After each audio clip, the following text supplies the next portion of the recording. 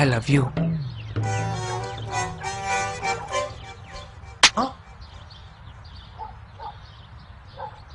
2 days నుంచి వీడెవడో follow అవుతున్నాడే.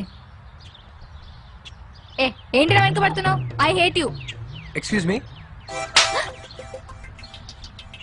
నీకు ఐ లవ్ యూ చెప్తేనే కొట్టావు, నన్ను ఐ హేట్ యూ అంటే ఊరుకుంటానా? ఊరుకుంటానా? కూరొండుకో.